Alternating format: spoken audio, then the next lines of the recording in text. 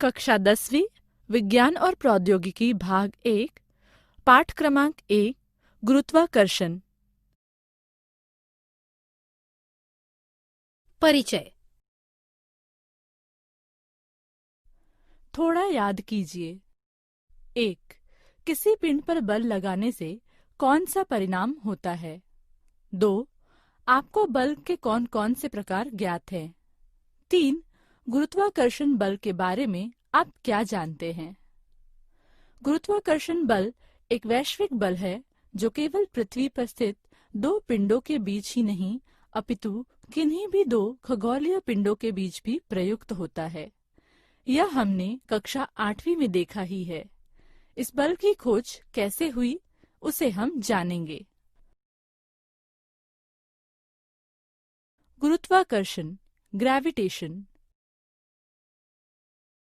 Sir Isaac Newton ने गुरुत्वाकर्षण की खोज की, यह आपको पता ही है। ऐसा कहा जाता है कि वृक्ष से नीचे गिरता हुआ सेब देखने के कारण उन्होंने यह खोज की। उन्होंने सोचा कि सभी सेब लंबवत दिशा में सीधे नीचे ही क्यों गिरते हैं, तिरछे क्यों नहीं गिरते या क्षितिज के समानांतर रेखा में क्यों नहीं जाते।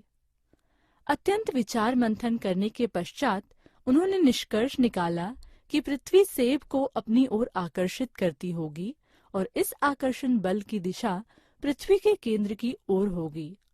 वृक्ष के सेब से पृथ्वी के केंद्र की ओर जाने वाली दिशा क्षितिज के लंबवत होने के कारण सेब वृक्ष से क्षितिज के लंबवत दिशा से नीचे गिरता है। आकृति 1.1 में पृथ्वी पर सेब का एक वृक्ष दिखाया गया है। सेब पर लगने वाला बल पृथ्वी के केंद्र की दिशा में होता है, अर्थात सेब के स्थान से पृथ्वी के पृष्ठभाग पर लंब होता है। आकृति में चंद्रमा और पृथ्वी के बीच का गुरुत्वाकर्षण बल भी दिखाया गया है। आकृति में दूरियां पैमाने के अनुसार नहीं दिखाई गई हैं। न्यूटन ने सोचा कि यदि यह बल विभिन्न ऊंचाई पर स्थित सेबों पर प्रयुक्त होता है तो क्या वह सेबों से बहुत दूर स्थित चंद्रमा जैसे पिंडों पर भी प्रयुक्त होता होगा। इसी प्रकार क्या यह सूर्य ग्रह जैसे चंद्रमा से भी अधिक दूरी पर स्थित खगोलीय पिंडों पर भी प्रयुक्त होता होगा।